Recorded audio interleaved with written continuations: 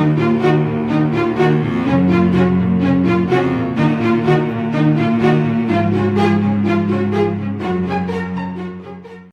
welcome to Inside the Tape with Greg Cosell. It's an Inside the Birds presentation. I'm Geoff Mosher alongside Adam Caplan. And joining us every week, of course, to break down the tape of the Eagles game is NFL Films senior producer Greg Cosell, also the star of ESPN's NFL Matchup Show and the Inside the Birds pregame show.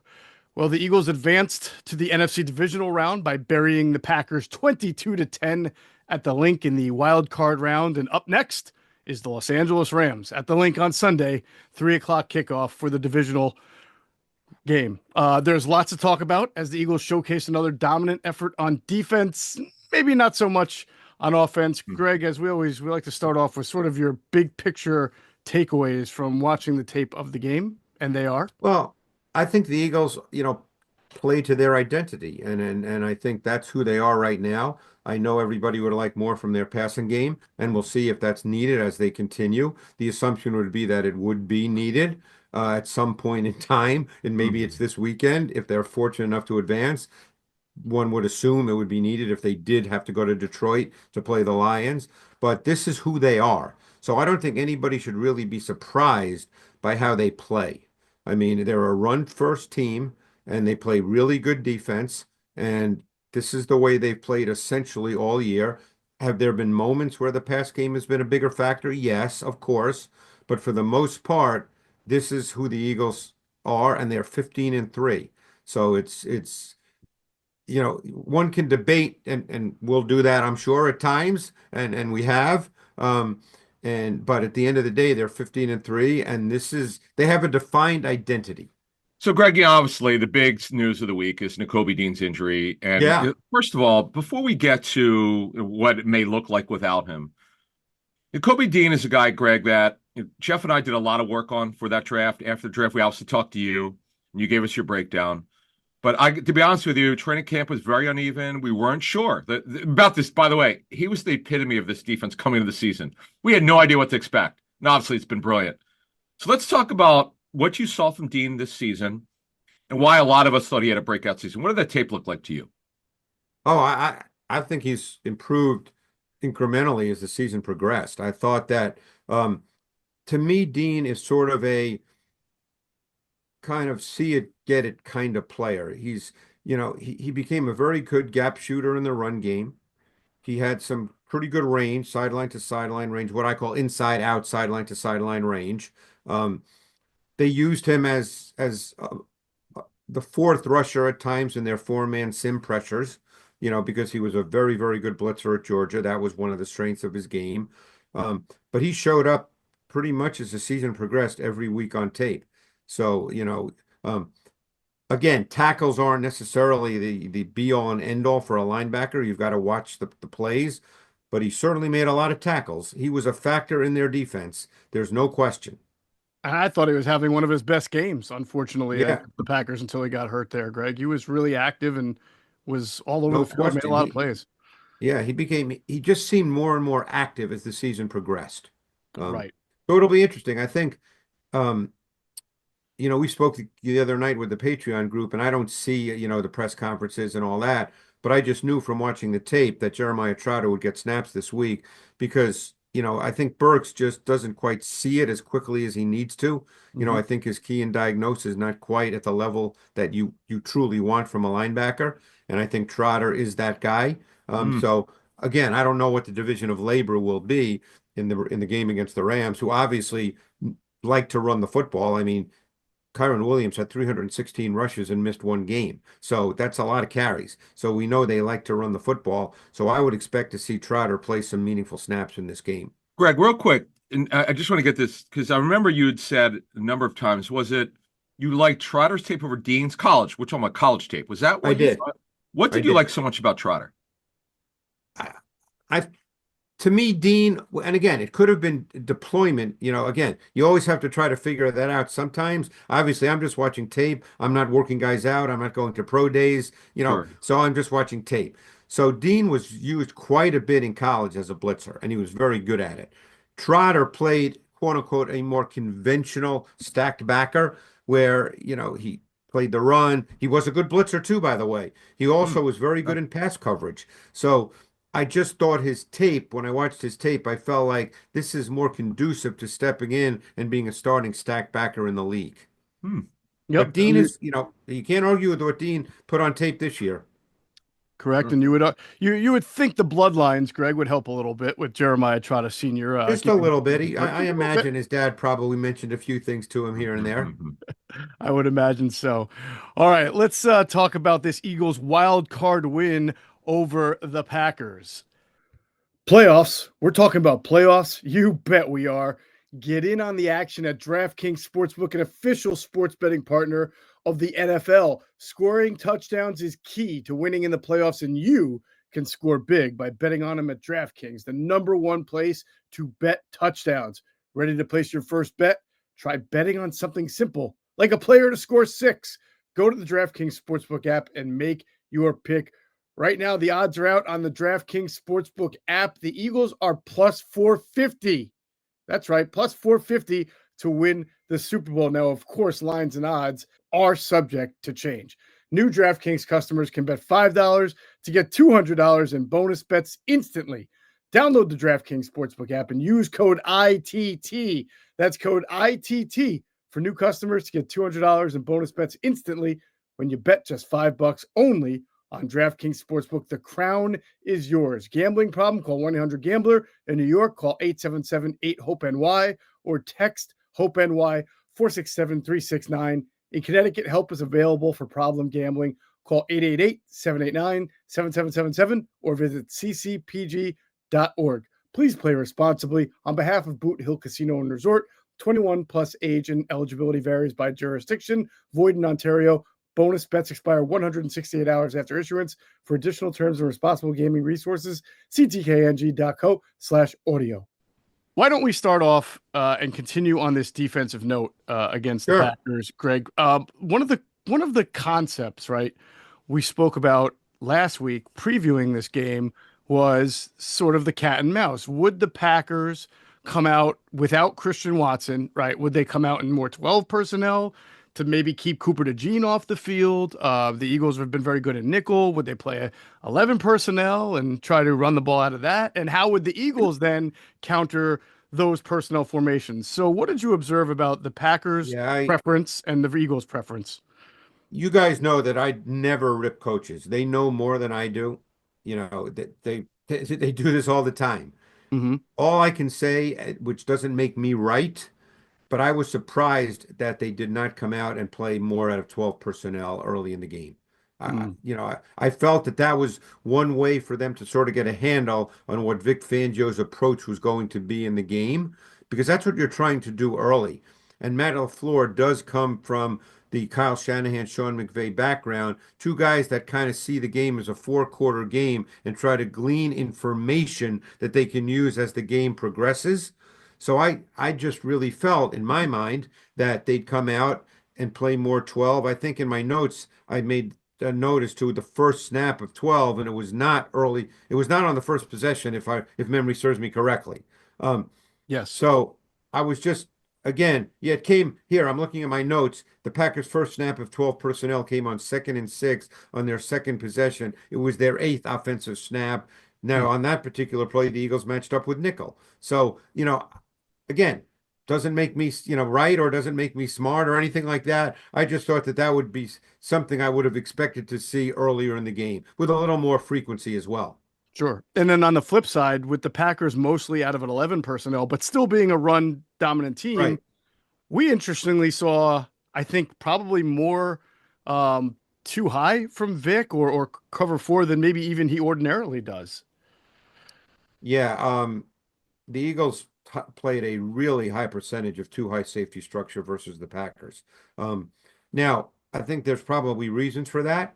I think well, first of all, I think they felt they could stop the run with their group up front, and particularly when Jenkins went out, which I believe was on the first series, I think that they probably felt that was not going to be a problem at all, because they ended up, I think, playing 2 or 3 left guards, and none of them really were unfortunately very good if you're a Packers fan.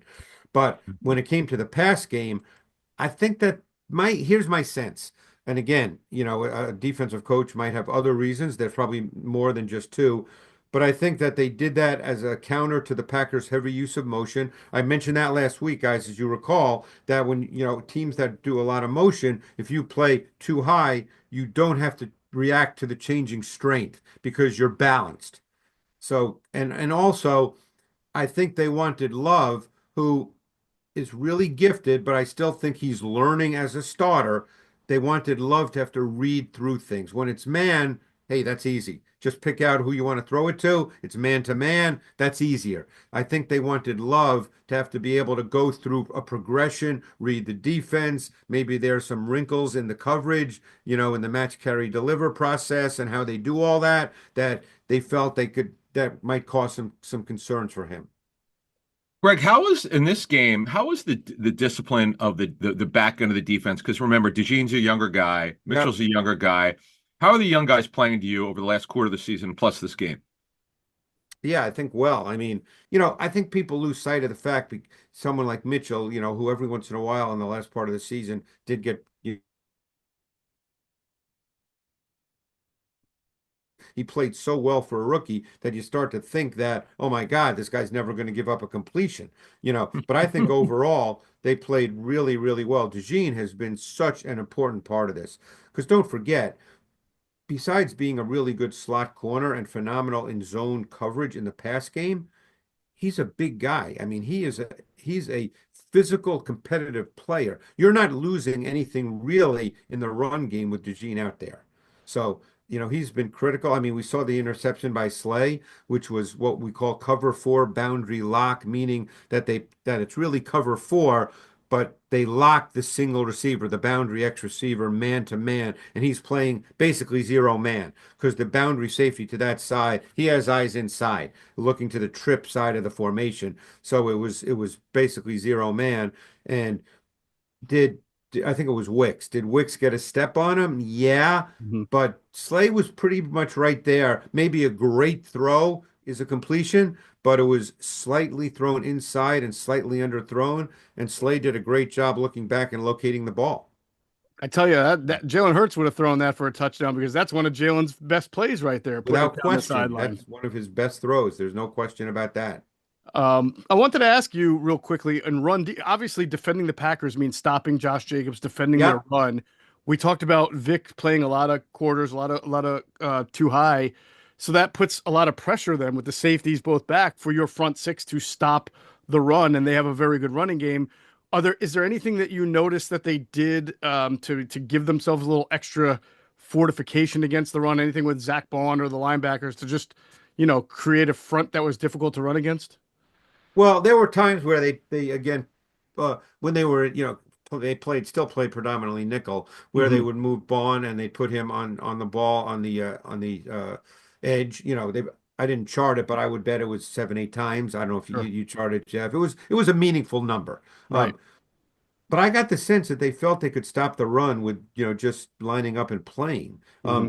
And they did, because I tell you what, I think we all just love watching Josh Jacobs run. I mean, that guy runs as hard as anybody in the league. And Hmm. there were a lot of runs that were blocked for two, and he just battled for 4 and 5. And man, it was a battle. So, uh, but they did a really good job in the run game. I mean, a really good job. Yeah. And that's look, by the fact that they played so much too high safety, they clearly believed they could do that going in. So this was not a surprise to the Eagles Yes. coaching staff, or they would not have played as much too high structure as they did. All right, so Greg, let's flip the script. Let's turn the page to the Rams, okay? They come into Philly. We kind of know who they are. The Shanahan disciples, you go back to Mike, they want to run the ball first. They do a lot of off that. If you're the Rams, because you've seen the Eagles defense more than anyone who doesn't work for the Eagles, okay? No one's seen more tape of the Eagles than you have. How would you attack this defense, which, quite frankly, other than a Washington game, no one's really been able to get very well? How No, would you they attack haven't. the Eagles? It's a great question. It's a really good defense. Um, uh, Oh, wow. obviously, look, they're a running football team, and one of the things that they've done well, and I don't know if it's a decision McVay made last year just as a conceptual, philosophical point, or if he felt it fits Kyren Williams better than previous backs that he had. But they really feature duo quite a bit as a foundation of their run game. And that may be, a staple in this game because you get the two double teams inside, and they may feel like they need to do that. The other thing you might see in this game in the run, I'm just trying to think this through, Adam. I didn't know you would Sure. ask me that, but Yeah. obviously this is stuff I think about. You might see some angle and leverage blocks. You could see some trap. You could see some wham. Yeah. Things that work against a four-man, one-gap penetrating D line. Those kinds of runs, just so they can create some angle and leverage blocks. Right. Now their D line, their O line is not small. I mean, Avila, or I think it's Avila because it's like Avila. avocado. Yes. It's Avila. Yes. He's a big dude. Hmm. He's the guard. The center is a sixth round pick from Arkansas. He's not a small guy either. Lemmer. Who's the right guard? Dotson? Is he the right guard? Yes. Kevin Yep. Dotson. Yeah. He's a big guy too. So they're not at a disadvantage in terms of size. Hmm. I think you could see duo, you could see those kinds of angle blocks that I mentioned with trap and wham. And Williams is a very patient runner with very good vision, but I think they need the run game to at least be sustaining, which is what Williams is. He's not a breakaway back. Look, he had a 27-yard run against the Eagles on the first series when they played week 12, I believe it was. Hmm. Yep. That was probably one of his longest runs of the year. He's not a breakaway back. Right. Right. Well, you talked about that Rams offensive line. Greg, let's take a look at a player who the Rams are going to have to contend with. And they struggled with him a little bit even in the first game. This was, as you're seeing here, the first third down that the Packers faced on the opening drive. You're Okay. talking about the 3rd and 8 on their first possession? Yeah, and Greg, I believe many times we've not only talked about the player, but also the alignment here of the tackles lining up over both guards, correct? Well, this is a pass rush front. Hmm.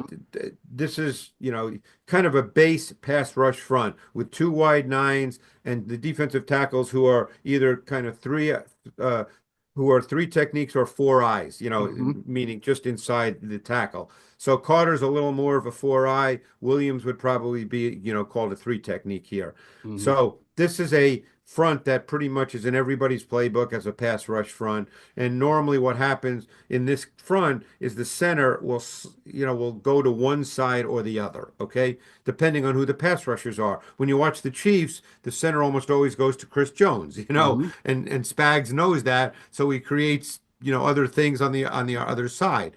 But what happens is the tackle opposite, and here it's Jaylen Carter, who they're going to slide to here. What you're going to get is Milton Williams one-on-one with the guard. And this is actually Jenkins, who's a really good player. This was before he got hurt. Yep. And Williams does a great job of driving him right back into the pocket. And we've seen him do this kind of thing. See, look at the center. The center immediately goes to Hmm. Carter. It's not a true slide. He's just going to Carter because Carter's the more dangerous player. So what does that do? It leaves Milton Williams one-on-one Look with at the that left power. guard. And Yeah. look how he jars him right away. Now Jenkins has to recover now, and it becomes a tough deal. And what a great move by Williams. Swim. Beats him physically with power and then Hmm. uses the arm over move, and he's going to force Love out of the pocket into an incompletion. I Yep. mean, how many times have we seen this all year? I'm amazed. I don't know how Love doesn't get sacked here when you freeze it like that.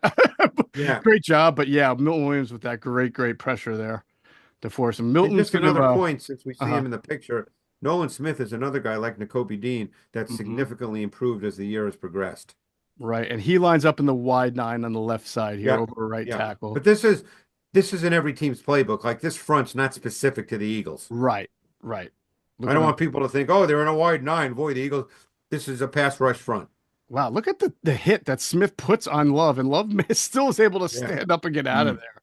That was pretty impressive.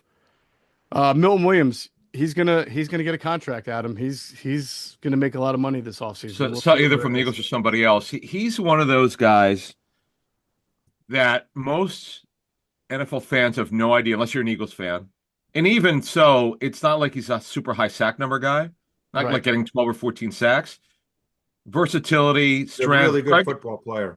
Greg has been on him. I mean, literally after Since he came he out. liked his college tape, Yeah. But then he backed up what you had said and took it to another level. This is an incredible pick, and all of the consternation about Aleem McNeil. Guess what? Howie Roseman and Tom Donahoe were both right. Yeah, they're both good Yeah, well, I players. mean, and the thing I love is when, not you guys necessarily, but I mean, when I hear, pe media people say, well, you know, uh, he's underrated. Well, Mhm. he's not by people who watch tape and are in the league. He may be Right. underrated by, a beat writer in Kansas City, but I mean, for people in the league, he's not underrated, Absolutely. you know. All right, let's take a look at a very critical series here. It's still at this point 10-0. So the Packers are in the low red zone for the Eagles here, and they have a chance to make it 10-7. Now, to set the stage here, Greg, and you know this, Romeo Dubs got hurt about 3 plays earlier. So no Right. Christian Watson, no Romeo Dubs. So you got guys like Bo Milton and Jeff Heath in there trying to make plays for Malik Jordan Heath. Love. Malik Heath. Did you say Jeff I'm Heath? sorry, what did I say? Jeff Jeff Heath? Heath. Wow, the safety. Wow. Former Cowboy, Old right? school. Yeah, Good Malik call. Heath. Yep, you Thank you. got it. Thank you. So this is he gets 2 straight passes in the red zone here. What are they trying to do on this specific play here? Okay, so what they're trying to do here is just create a one-on-one. Just as simple as that. You see the motion. So now the motion basically makes this 4 strong. So what does that do? It leaves the receiver up top who is that Heath up top? Yes. Yes. So you're just getting a one-on-one. This is all you're looking for. Everybody runs this. Unfortunately, he kind of slips out of his break, which Mhm. probably blew the timing of the play. But everybody runs this route. It's just your basic out cut off an off coverage corner, one-on-one in the red zone. A team score on this. It's a very common play, but all Mhm. they're doing because of the motion to go to 4 strong at the bottom of the screen, they're just setting up a one-on-one. The Packers have scored on this play many times with Love, and it's there. It's there. If he doesn't slip, Yep. this could well be a touchdown. That's a touchdown. That's and it's amazing how, when watching Hmm. this live, it felt like Love didn't make a good throw. I do believe if Ooh. he doesn't slip, that he probably catches this. Or if Romeo Dubs is running the route, Craig, he's probably just really comfortable and doesn't slip and maybe catches this ball, and it's all of a sudden it's a game at 10-7. Yeah, no, but I mean that's very, they're just trying to create a one-on-one. You're in the low red zone, so you're creating a one-on-one, Yep. and when you see it from this angle Look right how close it here, was. Yep. it's a function of the slip. That doesn't miss by much at all. No, no. I thought it was a much bigger miss in real time until I saw the So did automatic. I. Yeah. So did I, Jeff. And then I watched the tape and I was Hmm. like, wow, that would have been a touchdown if he didn't slip. Right. Now this is Yeah. the very next play, Greg, and it looks like the Eagles sort of look like they're going to bring a little pressure on this one, correct? So what they're trying to get done here is, well, first of all, they're in an empty set here. So it's 2 receivers to the top of the screen. That's where Love's going to look. And they're going to run sort of a smash concept, meaning there's a short route and then there's a route over the top. So it's kind of within the what we call a smash concept. And they actually get this. I mean, this is there. It's Melton who runs the corner route. And Quinyon Mitchell, I believe. he's working against Quinyon Mitchell, correct. So if you can run this, you'll see that he's going to release with an inside release because he wants to get Mitchell underneath him. So when he breaks outside, he has some space because Mitchell is first of all, he's got help. Mitchell's got help inside, so he's going to play outside of him like that. But when you're playing with that body position, it's hard to turn totally to the outside. So now Melton gives a stick inside. It's pretty good coverage. I mean, Hmm. Mitchell does a really good job. And this is one of those plays if you're the Packers, because it's not missed by much at all. Is it Mm. catchable? Maybe, but it's one of those 6 inch deals to a foot Mm. deal. If it's 6 inches or a foot closer to Melton, it's a touchdown. It's a Yeah. game of inches. Yep. Wow. Mm. And now Melton's a nice player, but again, you wonder if it's Dobbs, if it's Christian Watson running the set. Does the extra speed help separate and it's more of a touchdown? But so close. Look at that. It looks like it's Well, in Melton can run. his I mean, hands. Yeah, that's he's true. obviously Melton not can their run. top Yeah. receiver, Right. but it's just, it's a really good ball. There's not a lot of space. Hey, look, this game ended up being closer, I'm sure, than a lot of Eagles fans wanted. I mean, I know watching the game live, when it got to be 16-10, I don't know what you guys thought, but I'm thinking, Packers could win this game. Mm-hmm. Well, certainly right there, if they score and make it 10-7, the way things were going for the Eagles, maybe the Packers start to feel Right. more confident. You just have no way because the very next play or possession for the Eagles is the Dallas Goedert touchdown. And I So thought maybe the Packers aren't as aggressive with their the best blitzing on play it, right? You on never that know. drive, the Right. best play on that drive and the best pass play of the game was the design rollout left where he hit Smith on the crosser for 28 yards. That was the best Eagles pass play of the game. The design rollout for JalenHurts where he hits Devonte Smith for 28 yards. Yep, Well, why don't we take a look at it? there you go. That was their best pass play of the game. As we transition here to the Eagles offense, here, and this is, I believe, on the ensuing drive. Yes, this is right before the Goddard touchdown. So the two plays we just The showed. next play was the Packers Goddard scored. touchdown. That's right. So the two Okay. plays we just And this showed. drive was all no huddle, which we've talked about a lot this year. This drive was all no huddle. Right. So the two plays we showed for the Packers missing in the red zone then leads to the Eagles getting the ball, and this is about the second or third play on the drive. You want to set it up? Yeah, so what you have is 11 personnel, meaning one back, one tight end, three wide. It's a 3-by-1 set. Smith is kind of in a flexed alignment as the single receiver to the field, and you have a tight three-man bunch to the boundary, which is not normally what you see. Three receivers are normally to the field, not to the boundary. So they had a specific play in mind. And the reason Smith is in a tight flexed alignment as the single receiver is because he has to get across the field. So you've got to put him in a position where he can get across the field and time that up with the boot action by JalenHurts. So what they do is they add a misdirection element to this. They go outside zone run action to the field to where Smith is, and then Hurts is going to boot off that. So there's a little misdirection element to that. So you say, and look at the underneath the second level defenders react to the boot action. So what that does is it gets Smith now being able to run across the field cleanly without anybody even being aware that he's part of this play. And the key piece here is that AJ Brown? Right at the bottom here. No, they're running vertically. That is, I think, Dotson running vertically. Yeah. All right. So that's key too, because Dotson, if you go back just to the beginning a little bit, Geoff, you're right, that's Dotson. Dotson has to get the safety out of there because otherwise the safety can sit on Smith. So Dotson's got to get him out of there. And Hey, then there's you something to be see said for being the clear out guy, as we learned Right. it against New Orleans. So it becomes what we call a flood concept, a three-level stretch. You get Right. Dotson vertical, you get AJ Brown short, and you get Smith running the intermediate route. This play's designed for Devonte Smith, and that's the whole point of the play. So Nice. Yeah. beautifully, it's well schemed, it's well executed. It was their best pass play of the game. Excellent. Excellent. Nice throw by Jaylen too, because he did have a little bit of a defender in his face, and he had to kind of he had to release it as his foot wasn't planted. So it was a nice accurate throw. Yeah, this was Devonte a Smith. really well done play. And the next play was the Goddard touchdown. Overall, well, we know the numbers are paltry. I mean, the passing game numbers are paltry, overall. You've now obviously watched the tape.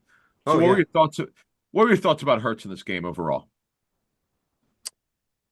They started out the game with a lot of quick rhythm throws, a lot of hitches. The corners were playing off, and he completed those, which is just good coaching. Get a guy comfortable because I think wasn't he 6 for 6 or something like that to start the game? 6 for 6. Yep. And it was all those look, I see that with a lot of quarterbacks, with coaches, and they do a good job. You want to get your quarterback comfortable in the game. So you call what you believe are going to be, by NFL standards, routine completions. That even if they're for 5 yards, you want him to get the ball out of his hand, complete balls. They did that really, really well early in the game, and I felt like, oh, this could be setting up some things later because we had talked last week about the fact that we felt they would attack their corners vertically at some point in the game, which they never really did. But I thought they were probably trying to set that up. And then it just seemed like he was uncomfortable, and I can't speak to what's in his head, but he just didn't seem comfortable, and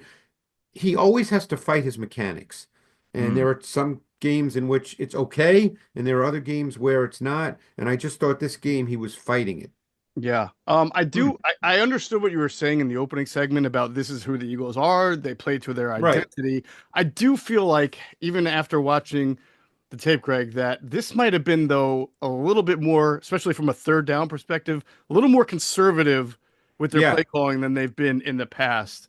And I've been trying to figure out the why behind that. It could be any number of reasons. It could be something the Packers were doing. It could just be like they felt after 6 for 6, Jalen wasn't as crisp. But that was the one area that stuck out Yeah, to and me you're right. was that And they were and really, really conservative, more and than you're even more right when you say we'll probably never know the exact answer to that. right, So it just becomes speculation. right, Because Kellen Moore is not going to tell you, so we're not going to know the answer. right. It's interesting. We did talk last week about the fact that they could go after Nixon and Valentine, and they really didn't. You could look at this game, and we'll get into this much more on Sunday, obviously, but you could look at this game and think, well, they could get after Williams with a spoon and Duran as well. So, you don't know. At some point, they're going to. They have Mhm. to. You know what's funny, Greg? If this is the 2022 Jalen Hurts, they're going after him. Without question. It's amazing. And look, we are where we are, folks. Let's just call it like it Right. is. It's coaches. Another thing that we should discuss very quickly, and we don't talk about this much, but just talking to coaches, both of you know this. It starts in practice. Yeah. You have a game plan. You see what the practice tapes looks like. You know how your quarterback's playing. We're Mhm. practicing.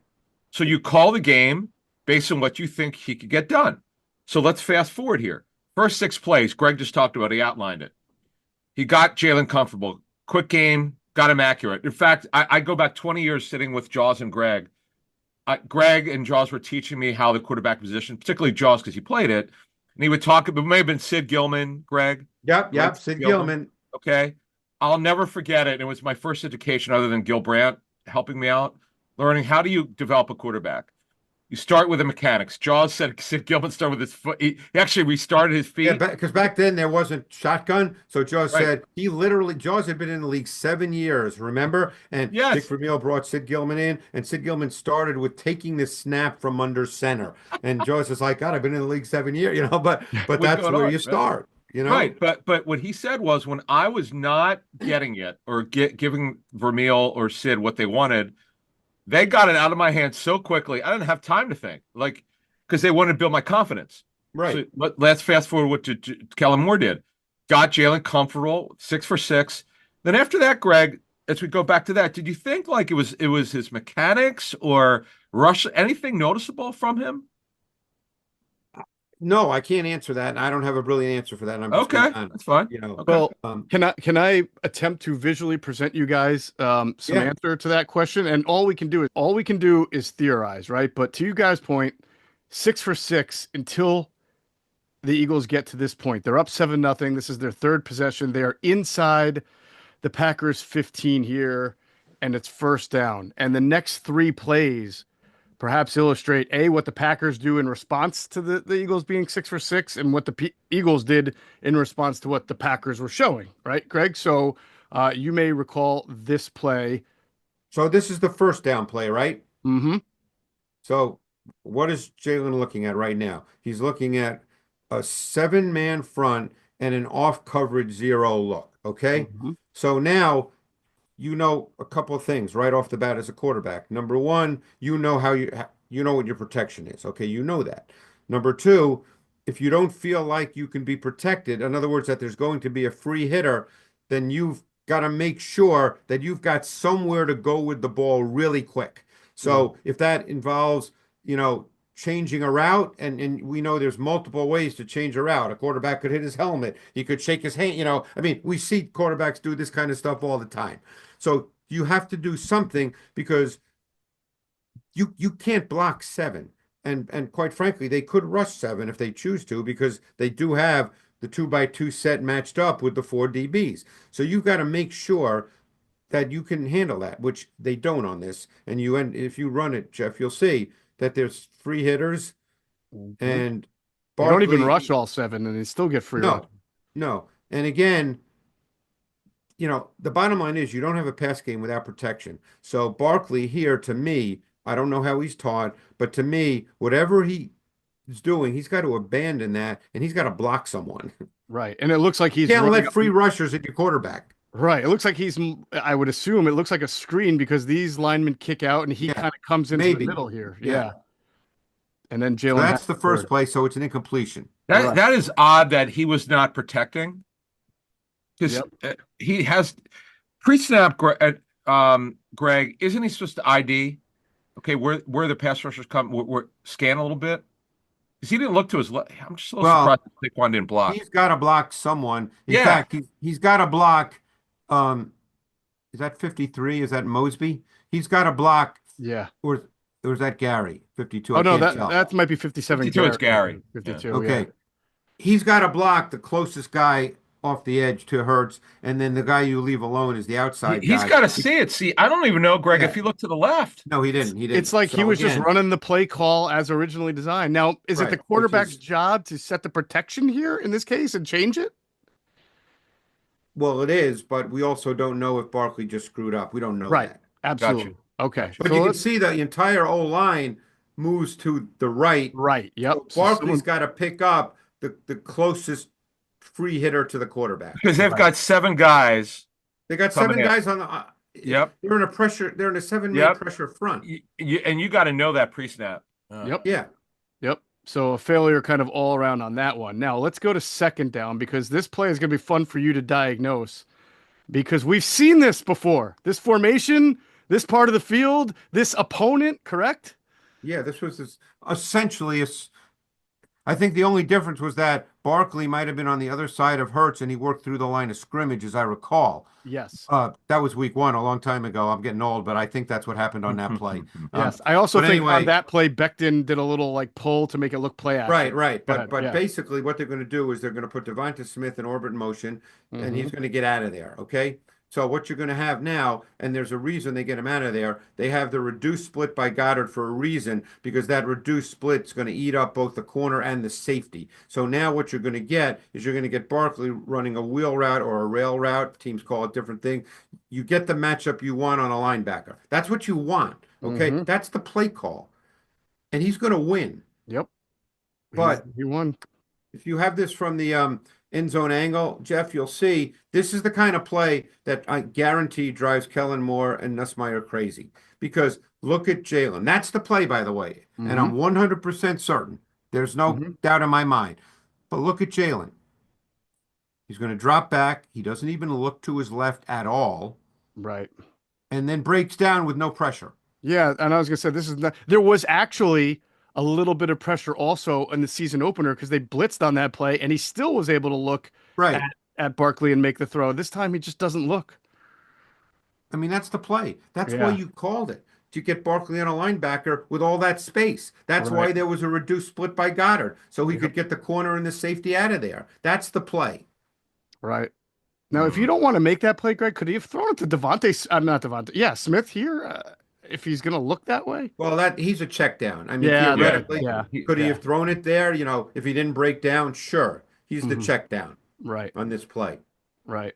But yeah, this is, by the way, for those who are watching, I went back and checked the wheel route touchdown against the Packers because I know some people are going to say, that's tough. That's good coverage. The linebacker was covering Barkley fairly well for the first part of the route in that part too, and he led him with a great. He never looks at. See here, he never looks at him. But he is going to cover him well from the first part of the route because Barkley's coming from the backfield. He's not on the line of scrimmage, so that's not even relevant.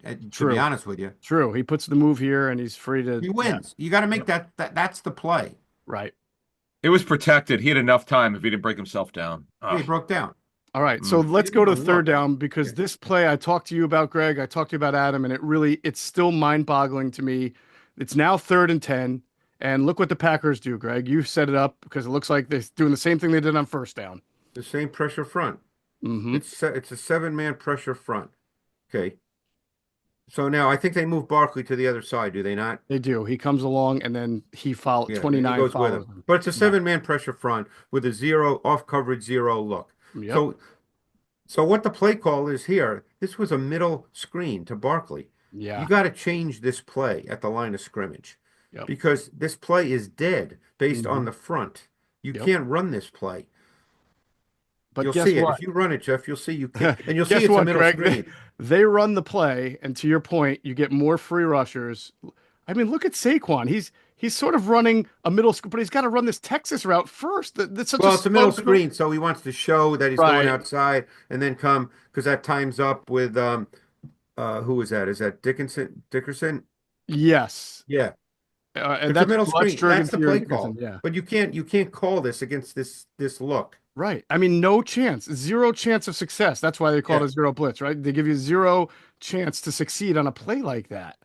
And I'm shocked that two things here as I watch this over and over and over again. I'm shocked, as you mentioned, Adam, we'll talk about this, that Jaylen did not change the play. Yep. Okay, so that's on him because he's the quarterback, and he wound up doing it in the third quarter on the Goddard touchdown, so you know he can do it. And I'm shocked. And here's the thing we don't know.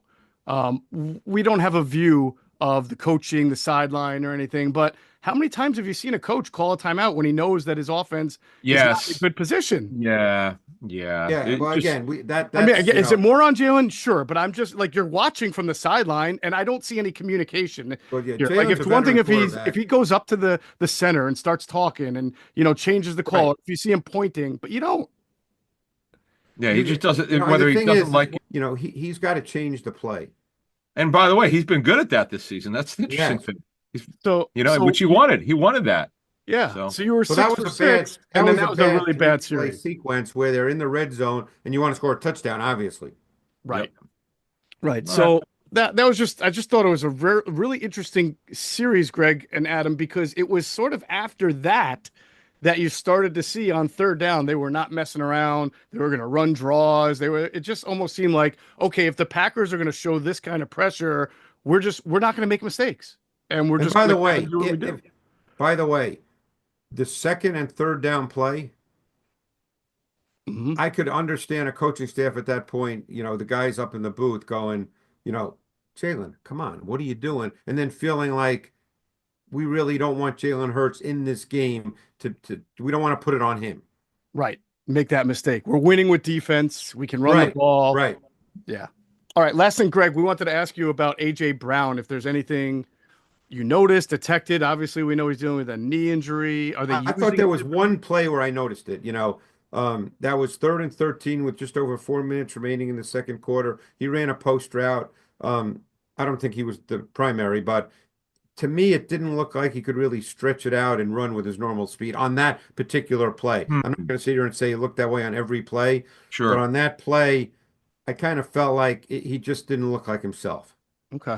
All right. It's not good because, and I know we're going to get into this for Sunday, the game that does concern me, but because man, AJ Brown, by the way, had a very good game against them the first game. I'm pretty certain of it. Yep. And he is their one vertical guy. Now, I know Devonte can do it, but AJ is something else. And if he's at 60%, which it looks like he is, Geoff, as we send it back to you, that does take away the opportunity to score points. Mm-hmm. And we'll see who else can do it. If it's Goddard, who would look great last week, he's not even on the injury report this week. If it's Devonte, somebody else who knows. Of course, Barkley was phenomenal in that first game. But anyway, I digress. And last thing, Greg, did you think the offensive line was as dominant as it usually was in this game? Because I thought there were a couple of times where it's not that they allowed a lot of, but they were pinching the pocket around Jaylen. Yeah, but I think we're so used to them being so good. I mean, Yeah. it's certainly, it's so funny, just as a total aside, and it just plays off what you said. You guys, I mean, we all are aware of social media and stuff that's talked about by others in the business. So obviously you're hearing about, hey, Darnold stinks, Herbert stinks, Love stinks, the loser of the Allen Jackson game this weekend, So I'm thinking to myself, so what are these people saying? Are they saying that these teams should go get another quarterback? I mean, what are they saying? It's mindless banter, Yeah. So I just to think play they're off your saying you point, should stay off social media, Greg. You'll be a yeah, I know, much happier person. I know. But you're aware of it. Okay, so you're aware of it. Yeah. Okay. Well, Okay, but we all are. it becomes humorous to me, Of course. You know what's unbelievable before we get out of here? A coach who worked with one of the guys who's been in social media, a former player, and he said, I don't even look at it. This coach said he was shown some of the stuff that's out there. He goes, he was so insulted by what this former player said. He actually is probably going to reach out to this former player that he coached because he's embarrassed for the guy. Yeah. Yeah, I mean, this is what's out. We're not picking on anyone. It's just, Look, I think it happens. I'm not right about everything. No one Yep. is. There'll be Yep. times I'm wrong, but I will tell you one thing, and you guys know this. I'm watching the tape. You're Now, putting the work in. Yep. I'm putting the work in. Now, that doesn't make me right 100% of the time. Yeah, hey, everybody's wrong. So By the way, it gives you a higher percentage to be correct, but let's call it like it is. All 22 folks, you're listening to us, watching us, whatever, is what NFL teams use. Yeah. I mean, this is how they figure out how to put their game plan. You hear Greg's matchup show, which you'll see this weekend on ESPN. Looking forward to that. But before we get out of here, you might as well say, what are you going to be breaking down? What games? Well, actually, I'm going to break down because it demanded that it be broken down because it was week 12 and Barkley had 255. I did break down his 70-yard touchdown run that started the third quarter because it was so good. It was so good. And then I'm also doing a Josh Allen piece because that game's going to be interesting to me as to how the Bills choose to play. Yeah. What else am I doing in that game? I'm doing a Jahmyr Gibbs piece because I know Montgomery's coming back, but Gibbs has averaged 21 carries a game in the last 3 games. I'm not sure a lot of people are aware of that. No. Interesting. The workhorse and now. then I'm trying to think. Oh, I've got my format right here. So what's my fourth piece? I'll tell you in a sec.